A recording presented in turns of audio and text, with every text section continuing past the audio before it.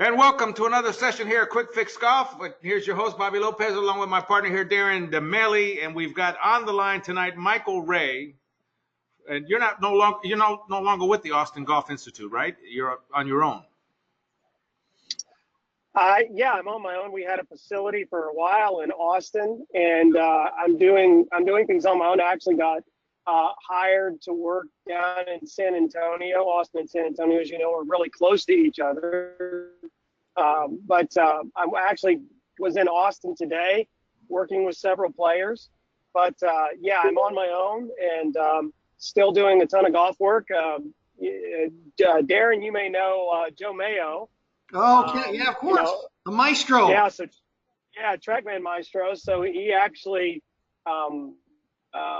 Facebook messaged me last night and wanted me to call him. So I work a little bit with.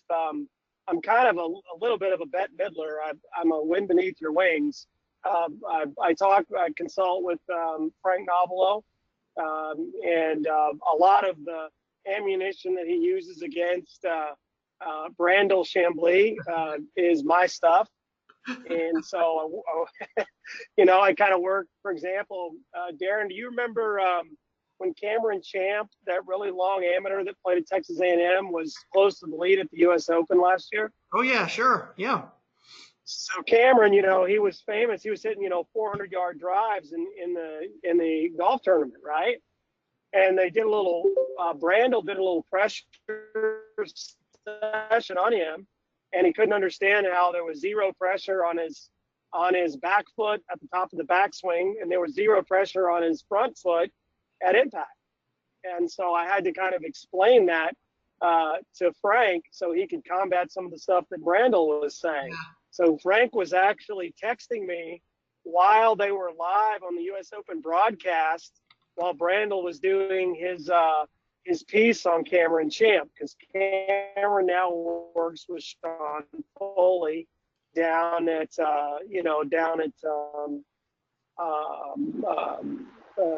what is it, Eagles Nest. They're in Florida where Sean has his new academy. So, I'm kind of 1 degree of separation away from a lot of stuff. So I get the inside scoop on all kinds of stuff. I'm really close to Scott Fawcett. And Darren, Scotty's inventor a decade. And so we've done a lot of really cool information. So, I'm a golf. What is that doing here? We just lost you. You still there? Nerd at heart. There you go. And oops, you there? Yep. So the more that we learn, it seems, Darren. You there? Yep. Sorry about that, guys. So the more we learn, it seems like the less rules we have, right, Darren? Yeah. Oh, yeah.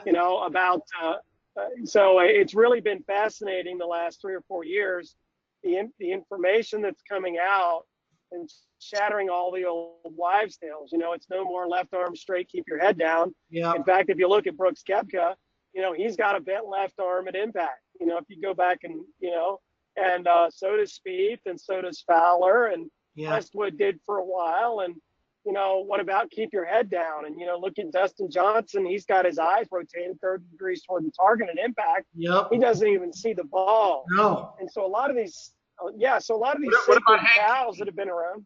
What about Hank Keeney? He didn't have a straight left arm. Absolutely not. And I used to play with any Hank Keeney. Okay, so Hank, if we want to go down the Hank Keeney route, I play a lot of golf with Hank and Tripp because they're from Dallas. And, Hank won the U.S. Amateur, and he was 15, 20 yards longer than Tiger. He's actually one of Tiger's best friends to this day. And, Hank didn't have a straight left arm either. That's a great point you make. So as we go along, we figure out, there are so fewer rules. It's just about getting it done, and there's only 5 impact conditions that we have now from TrackMan, as you know, Darren. It's, where's the face pointed? What's the angle of attack? What's the club path? Where do you hit it on the face? Number 4, and what's your club head speed? And if you're doing those 5 right and it's repeatable, we kind of threw the old rules out the window.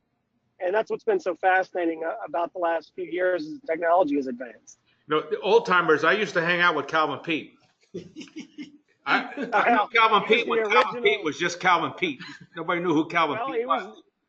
And oh yeah, he was the original crooked left no, arm. no. The original is Ed Fergal. Remember Ed Fergal? He won the national, which was then called the U.S. Open. Yeah, that's right. Yeah, I played with him too. So that's how old I am. That's funny. So what you'll notice about a lot of the guys that bend their left arm, Darren, if you'll notice their trail hand grip is a little bit on top. You'll never see a guy that has a bent left arm or lead arm, with front arm, that has a strong right hand grip. And so it's a shallowing mechanism, because to keep to square the club face, you've got to keep your head down longer if you have a weak right hand grip. And so when you have a weak right hand grip, you extend the right arm sooner in the downswing, and that causes the left arm to fold. And so a lot of what goes on, well, a lot of reasons why, we'll see, Jordan Spieth's got a chicken wing. Well, not really. He's got a splayed left arm like the golfers that we've mentioned.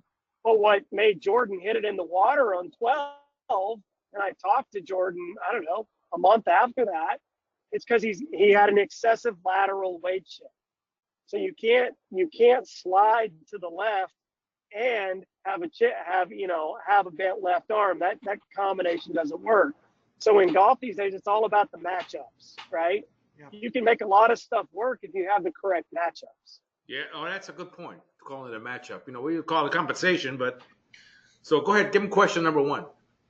So Michael, as being and I think you're an expert in this field, one of the misconceptions that people have is weight and pressure. Can you explain a little bit about weight and pressure and how they're significantly different at times and how they can be the same?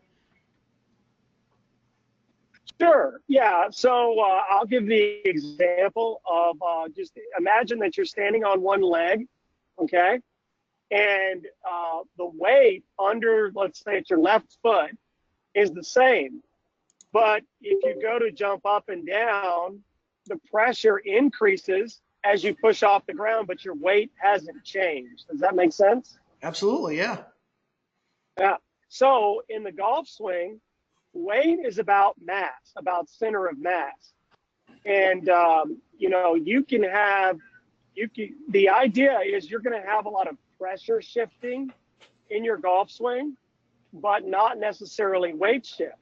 So for example, if you want to increase the pressure in your right foot, so basically brace against your turn on the backswing, then you don't necessarily have to move your weight or your upper body over your right foot.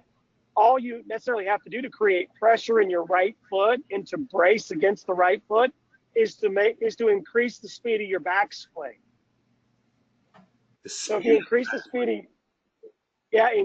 speed of your backswing. So in my opinion, most backswings are too slow.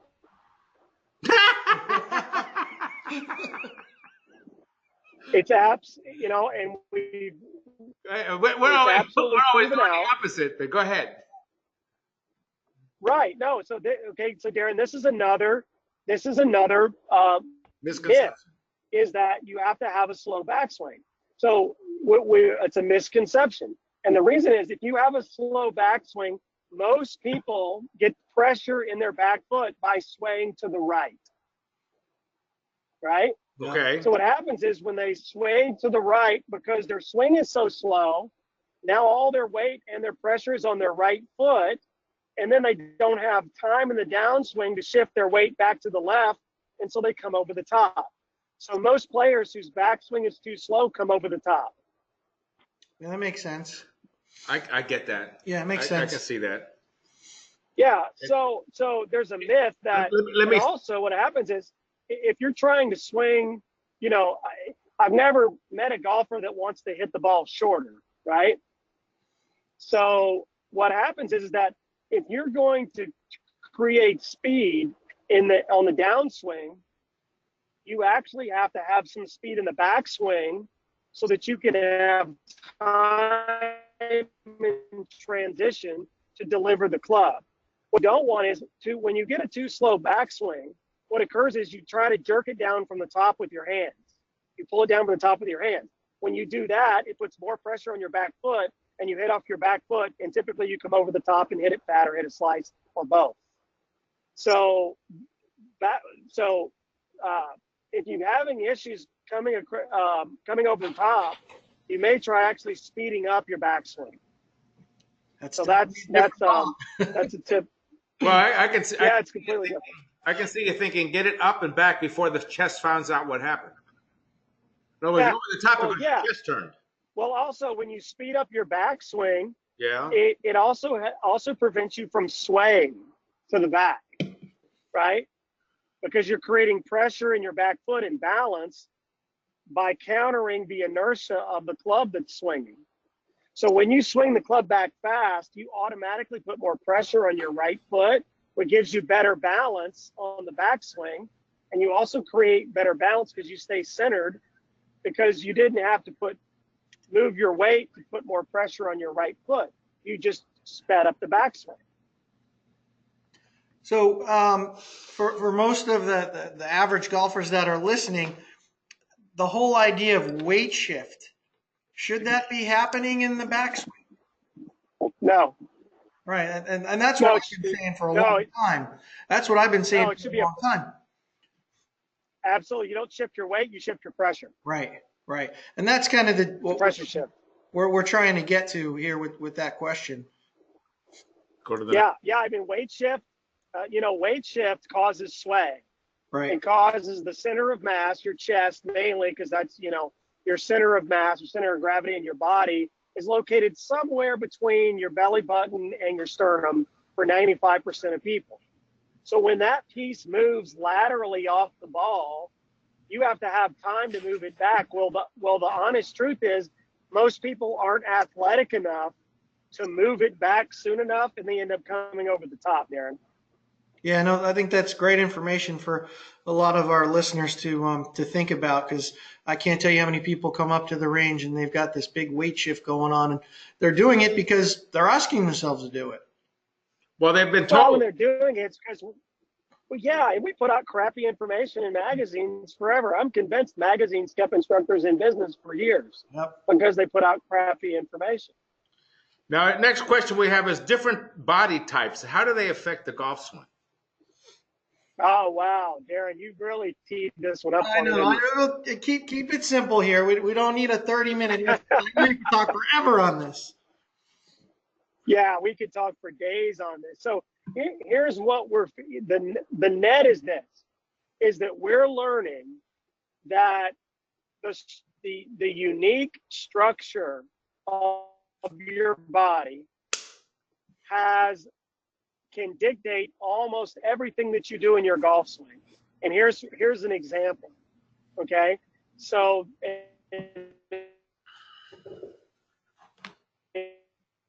where'd you go?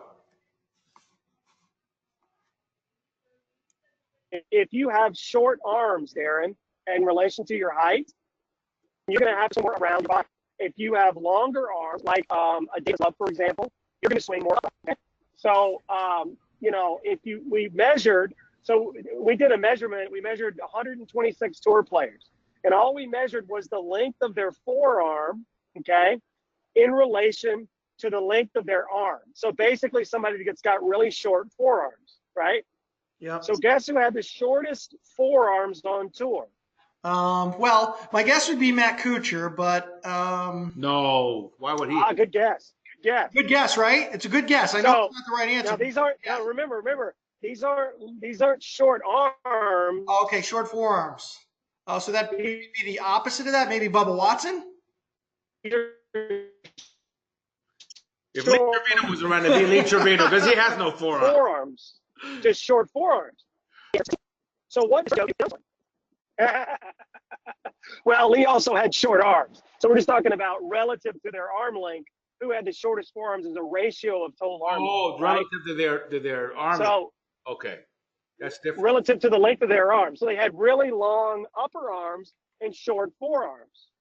So what happens is that what does Sergio do more than almost anybody on tour? He lags it. the plane drops on the Yep. downswing, right? It gets really underneath flat, him. right? There you It go. gets underneath. Well, okay, so do this. Everybody, if you can imagine this, make a fist with your right hand and do a Fonzie, do a thumbs up, okay? Now just bend your arm and point your thumb somewhere either above your shoulder or at your shoulder or below your shoulder. And you can't see this, but everybody's different. Some people will have their thumbs point above their arms. Nope. Some people have their thumb point below their arms. Yep. Well, Sergio's thumb points almost at the top of his bicep. Down here. So Yeah. at some point, Yep. if you have really long forearms, you're actually going to have to come over the top, quote unquote, meaning your downswing plane is going to be above your backswing plane. And if you have short forearms, then the club is going to drop down under naturally. So a guy that's got really long arms and really long forearms and his thumbstick's way above his shoulder, he's going to naturally his downswing plane is going to be above the backswing plane. So, for example, Bobby Jones. Remember Bobby Jones and Sam Snead? All those guys took it back inside, and they came over. They came over the top, but they were still inside the plane. They weren't over the exactly. You know what I mean? Yeah. Like Litsky. Exactly. So that's an example of structure dictating your natural swing plan. So, we've identified 28 different measurements that affect what your golf swing looks like. And so that's why everyone's ideal swing is different, is because all of our body segments and all of our measurements are different. And so what works for Darren may not work for Bobby. And that's why you have to have a professional that understands these differences to be able to diagnose you properly. Well, now let's go to the big question. Chicken feet. I'm dying to hear this one. Okay, so the chicken foot. So for a long time, Darren, what we discovered was that what made better players inconsistent was not their golf swing, but it was their setup. And here's what I mean by this. I've seen, 20 or 30,000, maybe 40,000 shots on TrackMan. I mean, you've seen all my stuff, right? Yep. And so what we discovered is that things like swing plane and club path were incredibly consistent. What we discovered was people can't stand in the same place twice. And so their differences in their golf shots are because their setups aren't consistent, not necessarily because their swings aren't inconsistent. People actually swing the club fairly consistently. What happens is they have to make compensations because they stand too close to the ball, too far from the ball. Their posture's different. The ball is up in their backswing. They're in their backswing. So the more consistent your setup, the better you're going to score. And so people take setups for granted. So I basically took a stick. Basically, it's a yardstick, and I drilled a bunch of holes in it so you could put tees in it, and you could identify what your ideal stance was with every club. And so what we realized was, if you remember Hogan's book, guys, you remember the famous picture from Hogan's book where his left foot stays in the same position and the ball stays the same, but his right foot moves back and up in sort of this diagonal. Do y'all remember that picture from the Ben Hogan book? I've read that book since I was 10. Where he Long time ago. Yeah. Well, How old if you look in if you look in Ben Hogan's book, 5 Lessons, his famous book, and it's all over the internet.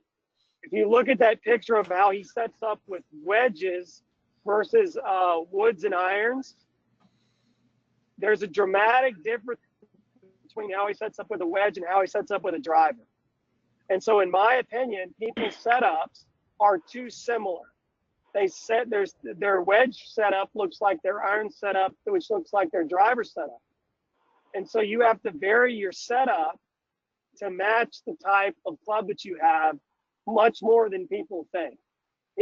People tend to set up with the same setup with every club, besides moving the ball up or back a little bit, and it just makes it harder to play golf. So Hogan understood a bunch of principles about what we call the deep plane 50 years before we had TrackMan. Yeah, he dug it out of the dirt, that's for sure. Now, what do you think about the single length golf club when you know, and maybe eliminating variables? Well, I think it's got some merit. I think it makes a lot of sense. The trick with what we found, and by the way, David Adele, who, was one of the ones that kind of reintroduced single length. Henry Griffiths had single length back in the 80s, if you guys remember. But David Adele, who makes a pretty damn good putter, reintroduced, and David made the first set for Bryson DeChambeau. Did you remember that? Yeah, but Darren? that Edel putting system, though, isn't that somewhat similar to what Schlesinger had out, which was really from Henry Griffiths? David got his start with Henry Griffiths. David worked for Henry Griffiths for 5 years. I'll agree with you. It's very similar. But my point with David Adele was that he is from San Francisco, the Bay Area, where Bryson DeChambeau grew up. And he made Bryson's first set of clubs. So, and then Cobra offered, Bryson was going to sign with Adele, but then Cobra offered him $10 million signing bonus. And of course, now he's on Cobra's staff. Well, I would have made the same decision. But the problem with single length is not the short irons. The problem with single length is the long irons, in that the only people that have had success with single length are really big, tall, strong players that have enough arc and have enough club head speed to get the shorter long irons airborne. And so that's been the issue with single length. It's just the physics issue. Now they're trying to solve it with weight, but it's brought in a whole other set of issues. So I will tell you that if you're 6'2" and you swing the club 110 miles an hour with a driver, you've got a chance. I will also tell you that if you stick with single length in the higher lofted clubs, let's say from 7-iron up, I think it's one heck of a system. Yeah, I had that. I've built some clubs for some of our members, and what I did was I took 7 grams of weight out of the 5-iron and made it a ½ inch longer. Okay, there you go. Yeah, so you kind of, through trial and error, arrived at the same kind of conclusion. Oh, there was no way they were going to get the 5-iron up in the air otherwise. So I had to make the ½ inch longer. No, you can't. 7 grams out, then they could get that up in the air. And then I had some sets I made where I made the 9-iron and the pitching wedge a ½ inch shorter, added 7 grams. Yeah, you're onto it. So, I think it's got some validity, but there's always caveats. But there's one thing I agree with you about, like 1,000%, and that is, I try to tell people sometimes, they say, look, touring pros will go for a lesson, and they might spend a whole hour, hour and a half, or 2 hours on nothing but setup and not even hit a ball, and they don't believe me. Oh, no, it's the absolute truth. I mean, I've given lessons where we've hit 5 balls in 2 hours. Right, because you're working. See, if you can't set up the same way every time, why even swing at the damn thing? I mean, what's the difference? No, and it's about matching your setup to the swing that you do have. Right. And matching your swing to your body structure. And so, I'm a firm believer that once you learn how to stay in dynamic balance, it's about setting up consistently for the club that you have in your hand.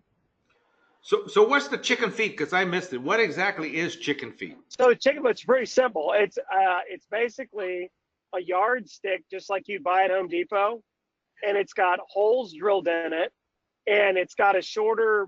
Basically, it's two 12-inch rulers, right. And it's all made out of plexiglass, but they have a hole that's big enough to put a tee in every inch. So it looks like a piece of yellow Swiss cheese. So what's great about it is that you can mark on the sticks, because they're plexiglass, with a Sharpie, and you can mark the width of your stance.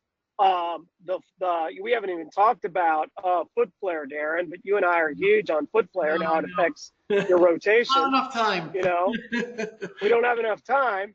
But the point is that you can identify your foot position and your ball position with every club and recognize how much change there has to be made from the wedge to the driver. And they can so it essentially on your Facebook page. You got a lot of pictures that I've seen on your Facebook page. What's your Facebook page address so they can? Just go to Michael Wray 12. Usually it's Michael Wray. So I'll probably say Michael Wray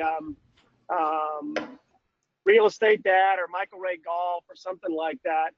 And but I'll give my email address. It's simple. It's michaelraygolf.com. And you know, if you want a set, you know, they're like $40, and I'll ship them out to you. And in fact, Darren, on YouTube, I've got a bunch of setup videos. And so if you look up Chicken Foot Golf or Michael Wray, then you'll find those. Now, one thing we do, we send some of our students this video that's on YouTube of Justin Thomas with his pressure to the ground, showing that he's got 93% of his pressure on his right foot at impact. Have you seen that video, and what can you tell us about that? Yes, absolutely. Okay, so you make a fantastic point. So what do you guys notice about all of the long drivers on the World Long Drive Championships? They're on their toes. On their toes and on their back foot, right? Yeah. So they're not on their back foot because they hit off their back foot. They're on their back foot because they pushed off so hard with their front foot. They've actually jumped off the ground with their left foot. So if you watch Justin Thomas's swing sequence carefully, what you'll notice is that he's pushing off his left foot so hard that it comes off the ground.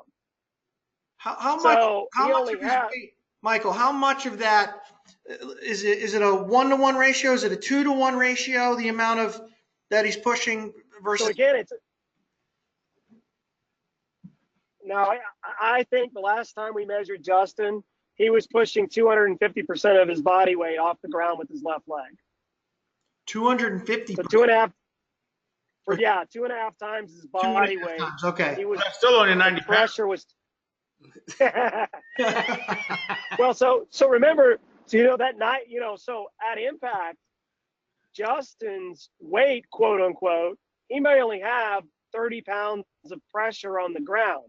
What is the percentage? 93% of that 30 pounds is on his back foot because he's pushed off so far with his left foot.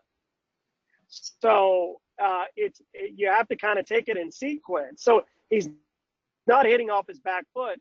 You know what Justin have to do to create speed, because he only weighs probably 135, 140 pounds, is he has to have an upward angle of attack. And as you know, Darren, you know, most swing speeds are optimized at 5 to 7 degrees up, if you look at all the TrackMan numbers. So Justin has an upward angle of attack around 5 degrees. So what he does to create that upward angle of attack with his driver is he pushes off the ground with his left foot so that the grip, the handle moves up. And when the handle moves up, that creates the upward angle of attack, which he needs for the distance that he creates. Sure. That's fantastic. I mean, it's really not that much different. I like to show people that if you were trying to chop down a tree with a hatchet, you'd actually move backwards as you're hitting the hatchet on the tree. Well, 100%. And look at all the, you know, look at all the big home run hitters. You know, Mark McGuire, if you remember, you know, how he hit the ball. Look at Barry Bonds. Barry Bonds always said, my dad told me to load the back leg. Yeah, so all those guys hit off the back leg so that they can get the bat moving upward in the same way that Justin Thomas is getting the golf club to move upward. How does grip affect the lower body? Wow, which hand?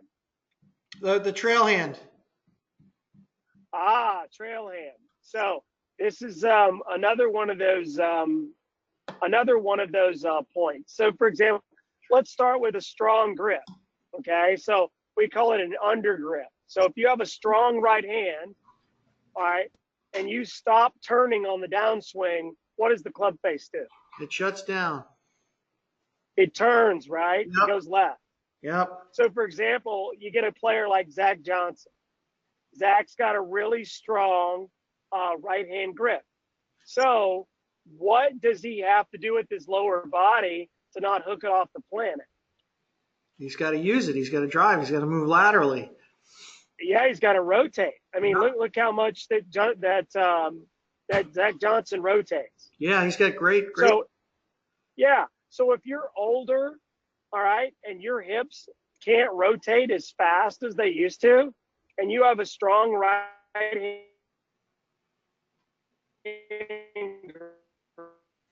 grip, you're either going to hook it off the planet, or you're going to flip under with it.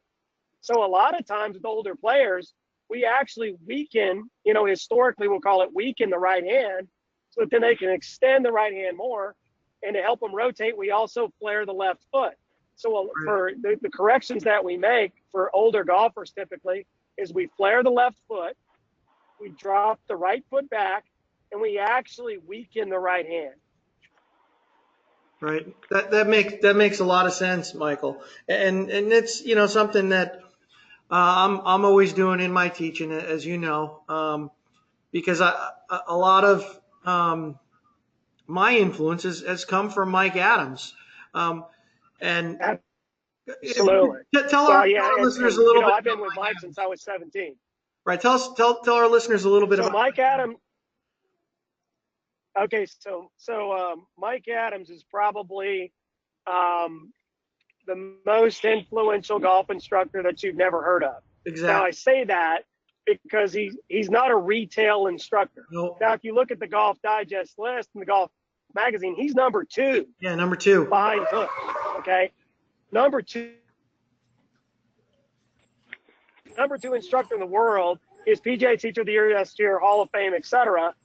Nobody has heard of him because he doesn't have a retail or a consumer profile like Ledbetter or a Hank Haney. But Mike probably has the largest coaching tree in golf. Yeah. And he's probably the most influential teacher of our time. And I've been training under him since I was 17 years old. So, Mike has had a huge influence on me and a ton of guys. I mean, he's a giver. I can't tell you how many times that we've gone down and just watched him teach for 8 hours straight on the lesson tee down at Medalist. And we're at the back end, and you can tell who's on the front end because Dustin will stand on the right, Tiger stands in the middle, and Ricky Fowler usually has the spot on the left. And so, we have the benefit of having some really great players and being around Mike. And, Mike turned down the job to coach Tiger. And, it's funny. Do you remember a few years ago when Sean Foley switched Tiger Woods switched from Sean Foley to Chris Como? Yeah, sure. So I was in the car when I was standing with Tim Rosenfort. You guys might know Tim from the Golf Channel. I was standing on the range with Mike and Tim Rosenfort when Tiger tweeted that he had a new coach, Chris Como. This was like 3 or 4 years ago, right? And so this is how influential Mike is. So we're talking to Tim Rosenfort, and then we get in the car and we head back to Mike's house. I'm staying at his house for 3 or 4 nights. We're working on a bunch of teaching stuff, presentations actually for the PGA Summit. And in the span of a minute and a half, Chris Como and Sean Foley both call Mike and ask him for advice on how to handle the media that's going to be surrounding Tiger's tweet. So Mike is the godfather. And, Mike turned down the job of coaching Tiger. Tiger's agent, I always called Mike and said, "Hey, do you want to coach Tiger? He's going to split from Sean Foley." And Mike goes, "No, why would I want to do that?" Right. And the guy goes, and his agent goes, why? Well, we just thought you'd be interested in coaching Tiger. Tiger loves what you do. And he goes, well, what's my upside? Right. And he goes, if I bring Tiger back and he's a world-class athlete, it's because he's Tiger Woods. And if he fails, I'm an idiot. Yep. So he goes, I'm already in the Hall of Fame as a teacher, Yeah. and there's no upside for me to be Tiger's coach. Plus, I don't need the money. So Mike actually turned down Tiger Woods to be his coach after Sean Foley. Oh, that's interesting. I didn't realize that. But yeah, Mike Adams, I can't. By the way, I don't think I've never told him. Well, now it's out there. It's out there. But I think Mike's you did say something about. Go ahead, Darren. You did say something about Mike and that he is a giver, and very similar to you. You guys are not afraid to help some other people out, people who are trying to learn, people who are trying to get better at their game. And I'm very grateful to have been around Mike and spent some time around you. And should we open this up to some questions here, Bobby? Yeah, why not? Let's do that. Let's open these up to some questions and see. Before all these guys go on, here we go. Let me see. All right, we open all the mics. Who's got a question for Michael Wray?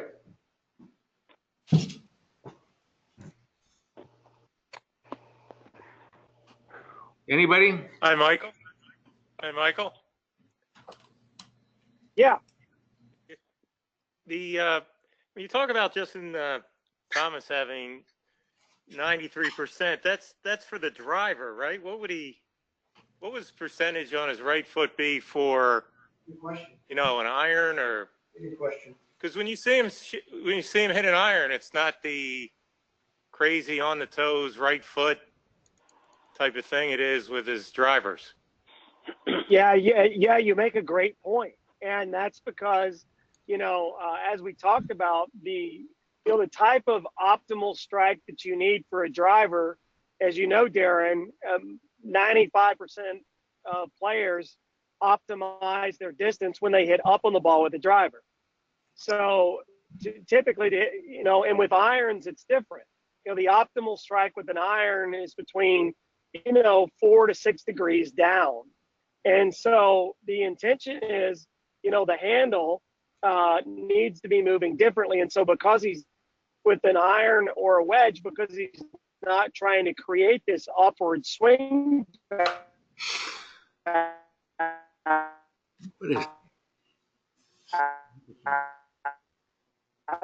is We lost it. He's not going to have this pressure. It takes a different type of strike. Any other questions? Yes, Michael. This is Larry. How does the average golfer, like you've given some wonderful information here, comprehensive and very technical, but you don't have a book yet. How would you recommend we be able to absorb your the principal ideas that you've talked about tonight? Well, so let me kind of give you, first of all, if you're in the area, and hey, Darren, if you ever want to do a one-day school, just let me know, because it's cheaper for me to come up there than to get all you guys down here for something. Here's what I would say. I would say the best players in the world are consistent because they swing in balance. And so let me give you a quick example. If you've ever skateboarded or surfboarded, what are the position of the hands when you're skating or surfing? They're out, right? Yeah. And so they're out maintaining your balance. Right. And so, for example, if I came up, Darren or Bobby, and I just came up to you and I pushed on your shoulder and you lost your balance, to regain your balance, what's the first thing that you do? The first thing, that's kind of a primal urge is that you're going to extend your hands to maintain balance. Does that make sense? Right. Yes. So if I push on you and you lose balance, my hands are instinctively going to kind of fly to the side and fly out to keep balance. So the problem with golf is if your body senses that it's out of balance at a subconscious level, it's to use your hands to remain in balance. And so if your body is out of balance, the problem is in golf is that your hands are holding a golf club. And if you move that golf club to maintain balance subconsciously, it may be detrimental to the alignment and the speed you're trying to create at impact. So here's what I would say for the average, normal, everyday golfer. Like that. Most people don't have enough knee flex. So what I want you to do is when the normal golfer takes their stance, I want you to pretend as if you were going to jump straight upward like you were getting a rebound in basketball. And what I want you to notice is what happens to your posture, what happens to your knees. Your pressure goes to the balls of your feet and your back gets straight, okay? So, work on stance. And to answer your question, if you want to absorb the information, I've done a ton of, online lessons, video lessons. I do a ton of that. But to really get it and not, cost a bunch of money, I need to come up there and, do a day clinic with you, Darren. We'd love to, and I've taken you up on that in the past. So You ever heard of Wild Bill Melhorn? Yeah, you have. Yeah, I used to take lessons from Wild Bill I Melhorn. have. Absolutely. Remember Bobby Shave? You know him? Wow, that's crazy. Absolutely. Yeah, and Bobby Shave, I've seen Bobby Shave Yeah, for sure. on the down slope off the driving range with with loafers on with leather soles when it was wet, trying to hit 1-irons, thinking it would improve his balance. But Melhorn was a big balance freak, big time balance. So the other thing I would do, Darren, is I would show the guys the stork drill where you kind of stand on a bent left leg. And I think we did this at the clinic where you drop your right leg back. Yep. And then you just push straight up off your left leg. You push straight up at address and you hit, I think I hit, a couple of dead straight 6-irons, 190 yards off one leg and, completely cold. So, a lot of those drills, Darren, that we did, and in that seminar, I think we had a former PGA president. I mean, you had a pretty good showing at that event that we did. Gary Shaw was there. Yeah, Gary Shaw was there. That's right. Any other questions? If not, we'll call it a night. Who's got another question? Michael, this is Paul. Hi, Paul. Bobby's my coach. I'm a carpenter. Shall I drill a yardstick? And how will we know how far apart my feet should be for each club? Is it, sounds like a laborious task. Well, it's actually not. It's not. Because once you figure out what your width is, it rarely changes unless your body condition changes. So if you gain or lose a bunch of weight, or if you lose flexibility or mobility, usually what that changes is your foot position, which is the flare, but it won't change the width. And so, it may take you 20 or 30 minutes to find your ideal foot position and ball position, but typically it doesn't change a lot after that. No, you don't know, Paul. His ideal foot position is in his mouth.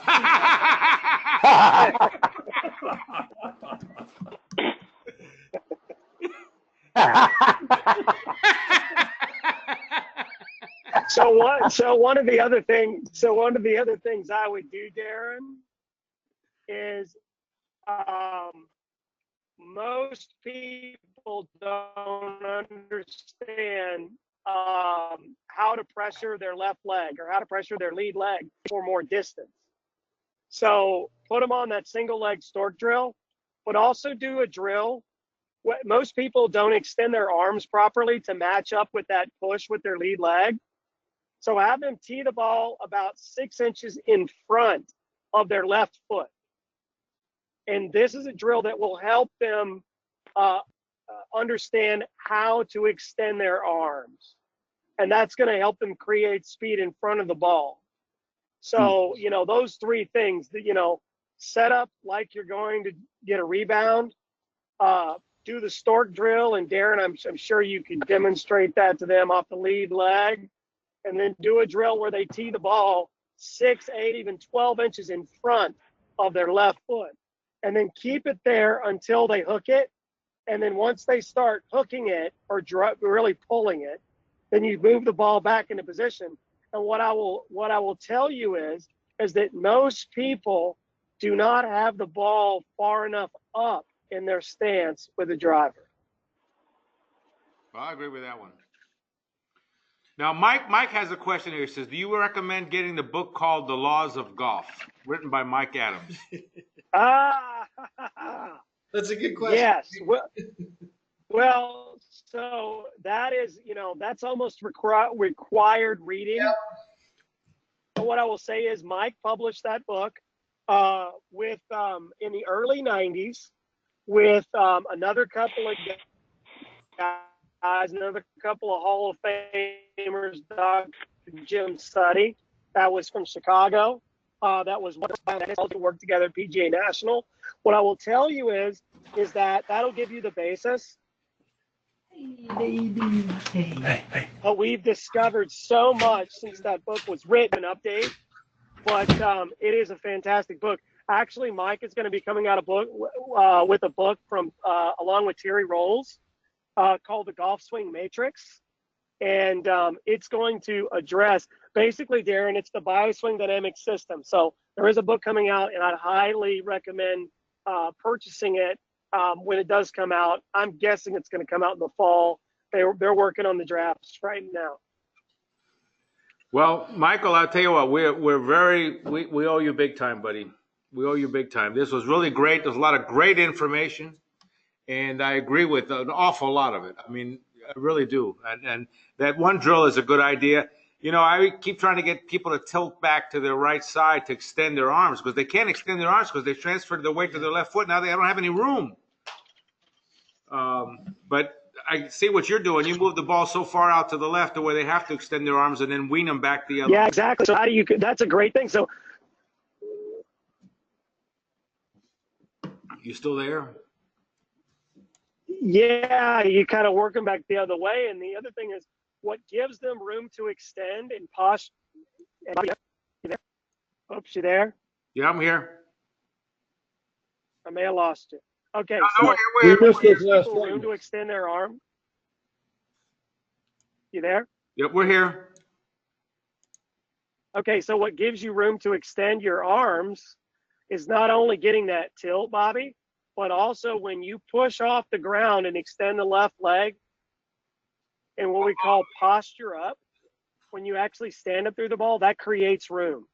Yeah, that creates room. So you're right on the money. You're right on the money there. I see that, and I'm gonna try that tomorrow. I like that. Yeah, as absolutely. You're pushing back. That's giving you the tilt. It gives you a chance to extend your arms. That's exactly right. So that's what Hogan did with his driver. If you look at the angle of his left leg when Hogan hit a driver, it was pointing up and back away from the target.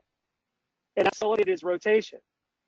So, you know, pushing up and back against the club head that is swinging out and up is what gives you that extension. It was one of Hogan's power secrets that's never really talked about. Well, one thing is how hard Hogan pushed off the ground. One thing you said out and up. Out and up. Do you hear that, Paul Belmont? Hold on a second. Wait a minute. Wait a minute. Hold on. I want to get Paul back. Paul, can you hear me? Hey, Paul. Yeah, I can hear you. Did you hear how he said out and up? Yeah, I'm dying. This is the best stuff I've ever heard, and you're going to be able to laugh at me for another 3 years. But, you know, and the thing we get crazy with, Michael, so many people think they need to go around on the follow through. They don't realize it's the right arm extending out and then going up. And I try to tell them, it's like Arnold Palmer. Remember Arnold Palmer? Yeah. He would take the club and Yeah, it so was like he was holding a snake or something and have his right arm in front of his face. Yeah, so with the driver, you know, when you're trying to create that upward strike condition, Right. the club head does go up and to the right. Now, with a wedge, it does go down and left, and because that's the optimal strike for a wedge. But the club head should absolutely move up and out with the driver. There you go. And that's what we have a hard time getting across to people sometimes is getting that. I tell them, get your right arm up and to where it actually covers your face. And look out to the right. I don't. The ball turning right to left. Yeah, I don't mind that at all. Absolutely. All right. Well, listen, partner, you're the greatest. We really appreciate you. Darren, you got anything else to tell Michael? No, appreciate it. I owe you one, buddy. Hey, no problem. You know, if you guys get a crowd, let me know. We're going to set something up. I promise. We're going to set up a school here sometime in the fall where you can come up and speak, and I'll get some of the local PGA guys where we can do something for the section, and then we can have a bunch of our students come down and listen to you as well. We'll have them all. We can get a work release for Cell Block D at Chesterfield County Jail. I'm out in September. They all come out. They let it all. All right, partner. That sounds great. You know, I love talking about this stuff, Darren. Anytime for you, pal. Anytime. Thanks you so much, Mike. We learned a lot from you, Mike. Thanks, buddy. All right. Thanks. Appreciate you having me on.